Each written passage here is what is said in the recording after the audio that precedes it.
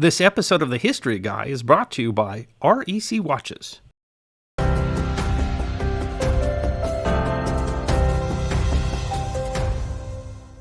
On August 16th, 1940, at the height of the air campaign called the Battle of Britain, Prime Minister Winston Churchill, having just visited the operations room of No. 11 Group, RAF, remarked to Major General Hastings Ismay, "Never, in the history of mankind, has so much been owed by so many to so few." He would utter those famous words again in a speech before Parliament 4 days later. The Battle of Britain has been described as the first major military campaign to be fought entirely by air forces. But not all of Churchill's few who were defending Britain came from the United Kingdom. In fact, the Royal Air Force Museum notes that during the Battle of Britain, nearly 20% of Fighter Command's air crews came from overseas, with men of 16 nations represented in their squadrons. Among those were men from Australia, who were already fighting in the war before the Battle of Britain even began. The experience of the pilots from Australia in the early war represent the very nature of a world war. I want to show you something very special. This is an REC X4009 in Centra Black. It is by any standard a fine timepiece. It's a certified Swiss-made, self-winding timepiece with luminescent hands, indexes, and rails, with a top glass of sapphire crystal with 3 layers of anti-reflective coating and a 3-piece case of 316L stainless steel. But this watch is much more than just a very fine timepiece. This watch is a piece of history. Flight Lieutenant Patterson Hughes, DFC, is recognized as one of the ace of aces from the Battle of Britain and is Australia's most decorated pilot from this event.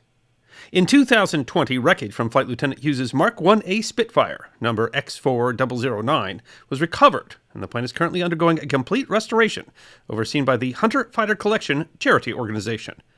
And now here's the great part. Fuselage aluminum, or aluminium if you prefer, unfit for the ongoing restoration, was supplied to REC Watches and has subsequently been reforged as the 6 o'clock subdial of every X4009 wristwatch. Due to the patina of using recycled materials, every watch will look visually unique. This means that you will be literally carrying a unique part of the plane that distinguished itself in one of the greatest air battles in history. The X4009 collection is a series of 3 distinct watch models, all made with aluminum from the Mark 1A Spitfire X4009. The overall design of all 3 color-tone watches mimics the watches worn by the pilots of the World War II era, the so-called Dirty Dozen watches, as well as the X4009 aircraft. And if you purchase one of these extraordinary wristwatches, a part of every sale is dedicated towards the HFC Restoration Fund. Or, in other words, X4009 customers will actively be a part of restoring the X4009 aircraft to her former glory. So check out the link in the description to discover the entire X4009 collection and take part in getting her back to where she belongs, the skies.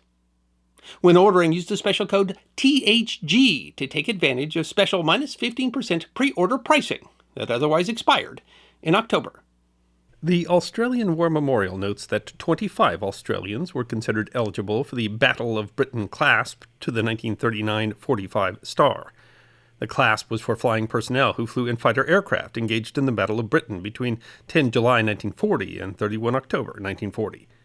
In her 2014 book, Australia's Few in the Battle of Britain, aviation historian Kristen Alexander writes that the aircrew entitled to the Battle of Britain clasp comprised pilots, gunners, observers, and radar operators, and their aircraft were the Supermarine Spitfire, Hawker Hurricane, Bristol Blenheim Fighter, Bolton Paul Defiant, Gloucester Gladiator, Bristol Beaufighter, and Fairey Fulmar.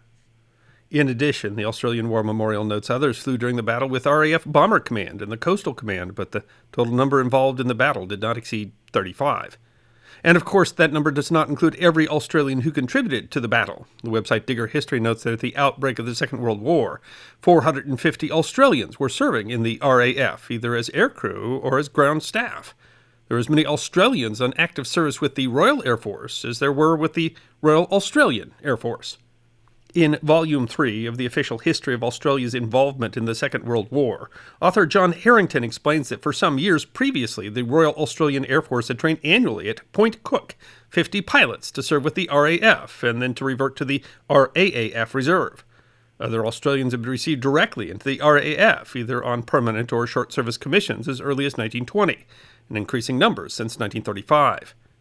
But the need to greatly expand that number with the outbreak of war had created a different imperative, as Harrington explains. These arrangements had been of great mutual benefit in peacetime, but they were not in accord with the innate desire that in war, Australians should serve from the outset in organized, compact, and easily identifiable national formations. But Australian squadrons, especially fighter squadrons, faced initial difficulties in that the RAAF lacked suitable equipment. With the exception of one squadron, No. 10 Squadron RAAF, equipped with short Sunderland flying boats and tasked with convoy escort and anti-submarine patrols, it would take some time before designated RAAF squadrons would enter the war. But that didn't mean that Australians weren't in the air from the outbreak of war.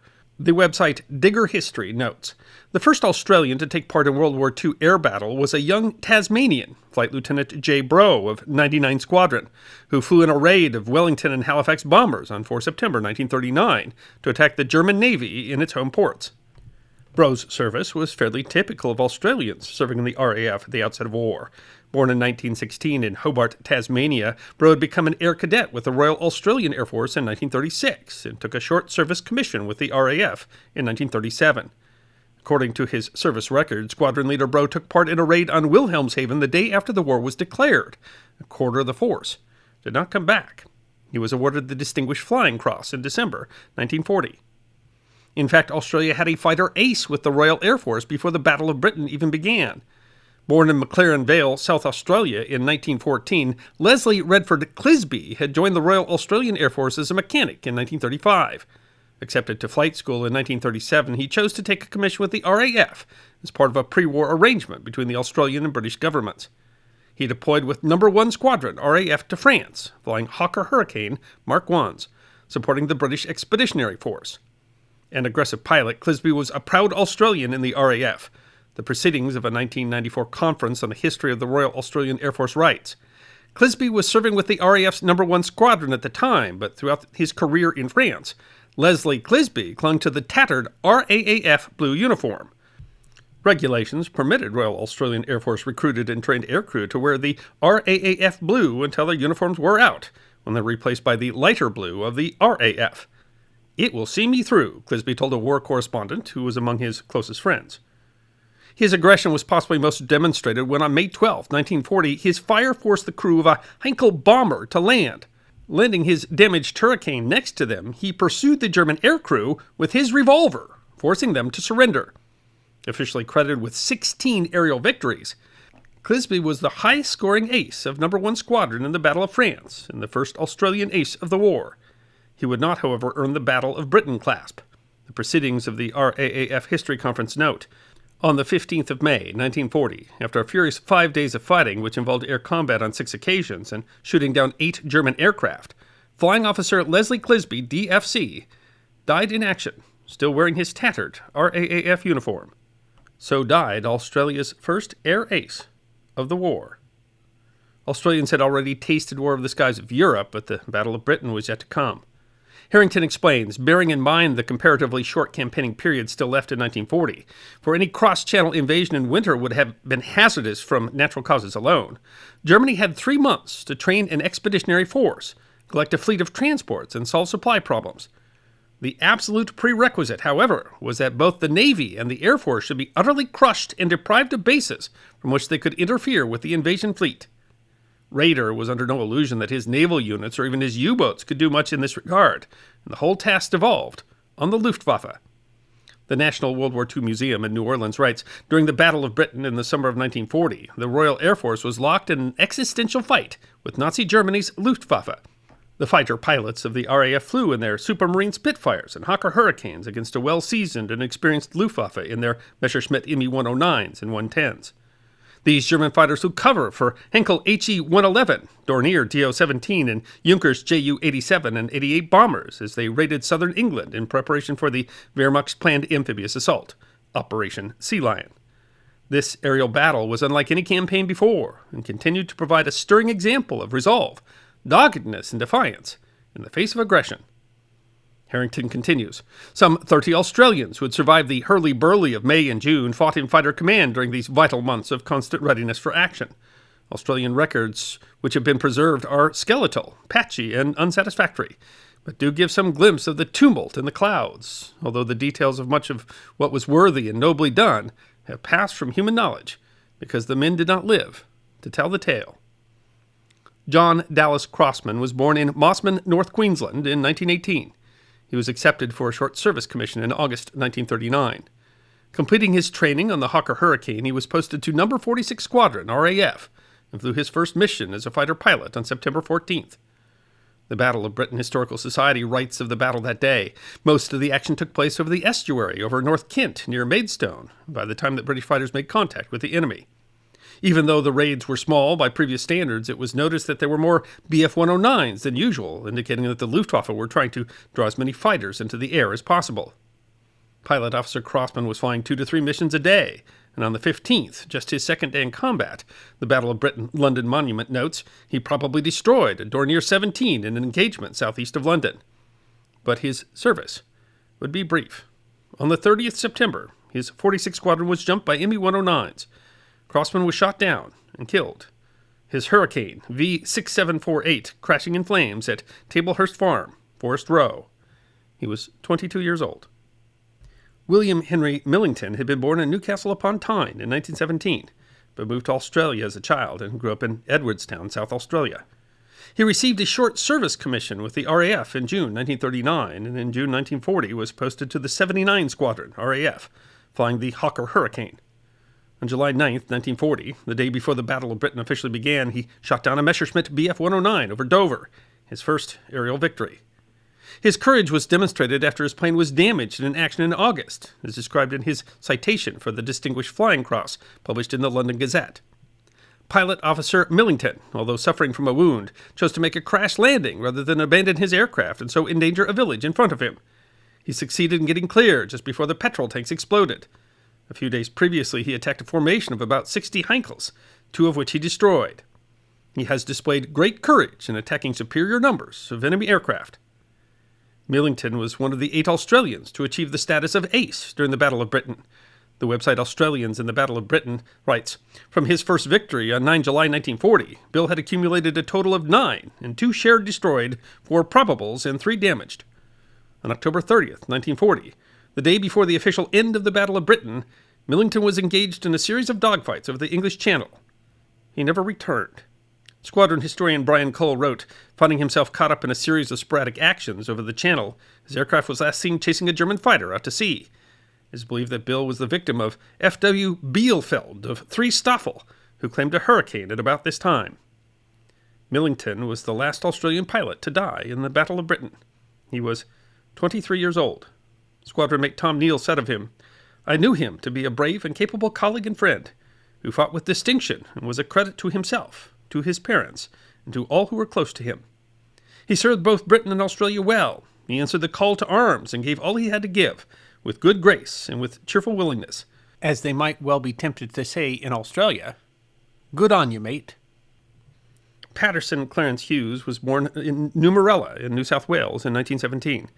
The Australian Dictionary biography writes, a good swimmer and footballer, he built model airplanes, was keenly interested in electricity and constructed crystal sets. He briefly worked as junior stock clerk with the Jewelers Saunders Limited. Then, in January 1936, he joined the Royal Australian Air Force as a cadet at Point Cook, Victoria. 12 months later, he sailed for England to take a short service commission in the Royal Air Force. The Sydney Morning Herald wrote in 2014, when he completed his pilot training in November, he was assessed as energetic and keen, but has no outstanding qualities. But he showed talent in the air, and in November 1939 was promoted to acting flight lieutenant and made a flight commander with the newly established No. 234 Squadron. The Australian Dictionary of Biography described him as the real driving force behind No. 234 Squadron. Like Les Clisby, Hughes continued wearing the dark blue uniform of the RAAF. There, during the Battle of Britain, the website Monument Australia writes, he demonstrated his extreme virtuosity as a leader and a pilot. On September 19, 1940, the Broken Hill, New South Wales Barrier Miner reported, Flight Lieutenant Patterson Clarence Hughes, an Australian member of the Royal Air Force, has been killed in action. just before his 23rd birthday, which would have occurred today. He was shot down after having brought down a German bomber. Hughes's plane had been lost while attacking a Dornier Do-17 bomber. The Morning Herald writes, his machine gun fire was so concentrated that a large piece flew off. One of the wings then crumpled, and the stricken aircraft plunged into a fatal spin. Pat bailed out as his Spitfire plummeted too, but no one knows if he'd been hit by enemy fire, knocked by falling debris, or if the aggressive pilot had deliberately rammed the Dornier. His parachute failed to open. On a blazing blue autumn evening, 12 days before his 23rd birthday, the brave fighter pilot fell to his death in a suburban garden. Hughes's record was nothing short of extraordinary. The Morning Herald concludes, the Australian had accrued 14 and 3 shared destroy aircraft, 1 shared destroyed unconfirmed and 1 probably destroyed. The pilot rated at the end of his cadetship as having no outstanding qualities was, with all the part shares, a triple ace. The lad from Monero had ranked in the top 10 Battle of Britain pilots, in the top 3 Australian aces of World War II, and in the RAF's top 50. 10 Australian pilots died in the Battle of Britain, and the experience was nearly as harrowing for some of those who survived. Desmond Sheen, who grew up in Canberra, was shot down twice over the course of 5 days. He bailed out unhurt on September 1st after an engagement with a Bf-109. Battle of Britain Museum London explains. On reaching the ground, Sheen was confronted by a girl and a young army officer who, suspicious of the darker blue of Sheen's old Australian uniform, brandished a revolver. The misunderstanding cleared up. The girl took Sheen to a nearby house where a party of guests were enjoying pre-lunch drinks on the lawn, and they watched the battle in the sky overhead. 4 days later, on September 5th, he was again shot down. This time wounded, he had trouble exiting the cockpit, with his boots caught in the canopy. He recalled, after what seemed an age, my feet came free, and I pulled the ripcord, and my parachute opened with a terrific jerk. I just had time to see treetops underneath when I was in them. These broke my fall, and I landed on my feet as light as a feather. A bobby appeared on the proverbial bicycle. He pulled out a flask, bless him, and handed it to me. You left it a bit late, he said. Sheen eventually commanded No. 72 Squadron, RAF, retired from the RAF in 1971 and passed away in 2001.